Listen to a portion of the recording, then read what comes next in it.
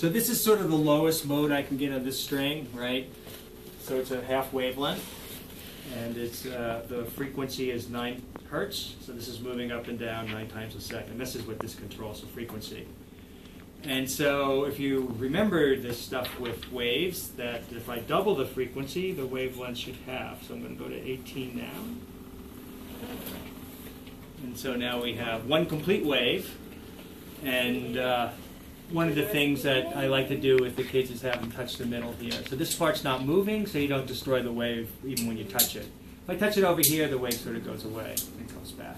Thank you, Jim. Sure, thank you. I'll see you on Saturday. So now we went from 9 to 18, so now you see that you have 2 of these humps. So now we'll go to 27. And so now you have 3. And the amplitude's too big, it's hitting the sides.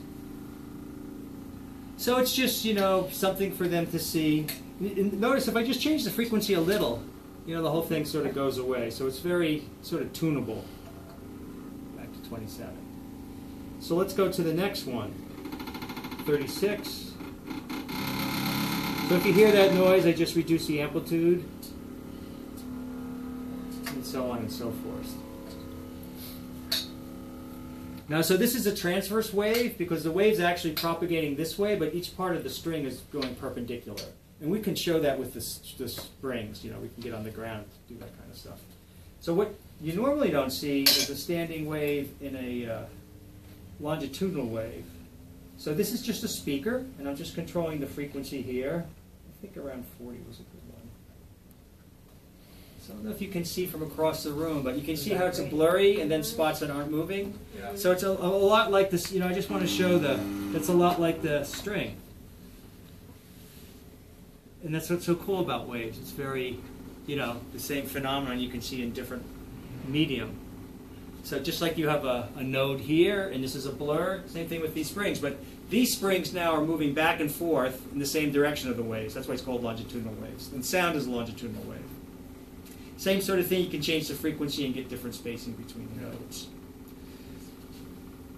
So the last thing, well, not the last thing, this thing here is sort of cool. We had talked about Hooke before, so I know he did this. He was trying to make a violin the best shape. So imagine if this is the front of a violin, and he clamped it, and he would excite it with a bow, and then he would pour, I think he'd pour powder on it. So I have sand. So what I'm going to do is pour a little sand on here. And again, I have the same sort of thing. This is just a speaker, basically. We can change the frequency. There's a post that's connected to that diaphragm. It moves up and down. Let's see, this controls this. And we're going to look for different frequencies where this plate vibrates and resonates. And if you notice on the string, because it was one-dimensional, a node was a point. On a plate, the nodes are actually lines. So it's going to be prettier patterns, basically. So right now it's at 100 hertz, and you can start to see. So if you were the sand, you're moving around like crazy where the plate is vibrating. But where it's not, that's where you tend to congregate. So this is a simple one. You sort of get the two lines. So now we're going to go a little higher frequency. And you can see a different pattern. So it's not very flat, the problem is. That's okay. So let me go to, so now these parts are vibrating a lot, and again, where the sand is, it's not vibrating. So there's a good one at 330. The girls call it the butterfly. I asked the guys what they called it. He called it a snot. I think he was just being snotty. I don't see a snot in here. I do see the butterfly, though. 350, right? 330. Oh, 330. So, and then as you go up, it gets a little more irritating to the people next to you because this is acting like a sounding board, and you know, you're hearing 330 hertz. So it will be a little irritating to the people around us. But you can see these different patterns, sort of like a Harry Potter thing. There's another one. I'm sort of a guess, so I won't push it. So almost the last thing I was going to show you. This is actually something that a person I know at the lab invented, although other people have since invented it. It's called an energy harvester. So part of our problem, especially in the ocean, is we put down sensors, and it's very expensive to change the batteries. So we're always looking at ways to get, or else on an aircraft carrier you might have thousands of sensors. You don't want to be changing all those batteries. Like in your house, the smoke alarms. Imagine that 1,000-fold. So they wanted to come up a way where they could tap up background vibrations and use that to create millivolts, which would be enough. Some of the sensors now are just amazing. It doesn't take very much voltage. So the idea is that these things were prototypes. They're much smaller now, but you would stick them on the side of a ship, and the ship's always vibrating when it's moving. And so those vibrations, this is the diaphragm itself that's vibrating, that little metal thing. So you can make that and weight it so there's certain frequencies that it resonates on. So you figure out what resonant frequencies you want. And at the center of this, inside here, is just a magnet and a wire wrapped around it. So as the magnet moves up and down, right, it creates a voltage, millivolts, and that actually is enough to power this little, I've got to turn it on. So this resonance here is around 24 hertz. If I go back to 24 hertz, there it is. So you can see it vibrating, but if I bring it to the 24, I can make it, I've had it sometimes where just the vibrations of the table were enough. Okay, so you can see that, upside down. And so you can't really see it vibrating, but it is. And so it's enough, just play with it a little, there you go.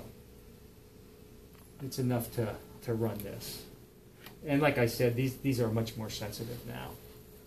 All right, so run through it again. Sure, absolutely. So have you ever seen those lights that you use? They sell, like if you're going camping, but it doesn't take a battery. It's a magnet in the middle. To kind of like wind it. Yeah, or sometimes you just shake it like this, and that magnet moves up and down. There's a coil of wire, and it's enough to make the light glow. So this is the exact same thing. There's a magnet inside here, like a cylindrical magnet. It's moving up and down. This metal piece was cut in such a way that it would vibrate at 24 hertz, which was, for whatever, maybe it was on a helicopter, whatever it was, that was a frequency that they knew would be dominate. And so it's moving up and down at 24 hertz, and a magnet moving inside a coil creates a small voltage. And that voltage is going through here, rectified, and then it's enough to measure temperature, time, and that kind of stuff. So since then, a lot of people have been making those kinds of things. But it's sort of powerful, and people are trying to get energy from all kinds of kind of movement. Wait, where's the magnet? The magnet's actually inside here. So if you look, so you see at the center here, that center piece is a magnet attached to that, and it goes down into the cavity here. And then they have wire, copper wire, maybe thousands of turns. That's sort of the expensive part. Really fine wire turned around that, and then that creates just enough of a voltage to power this. And the body down? Oh, all of this is just the vibrator, right? The sensor's just this part. So sometimes, and we can try this on Saturday, I can just have this on the table, and with everything else vibrating, it might be enough. So this is a similar mechanism for all of these things now that you can power Yes. by hand? Yeah, Okay. yeah. So one more thing, and I promise then we're really done. So this is sort of an outside thing, but it's sort of fun.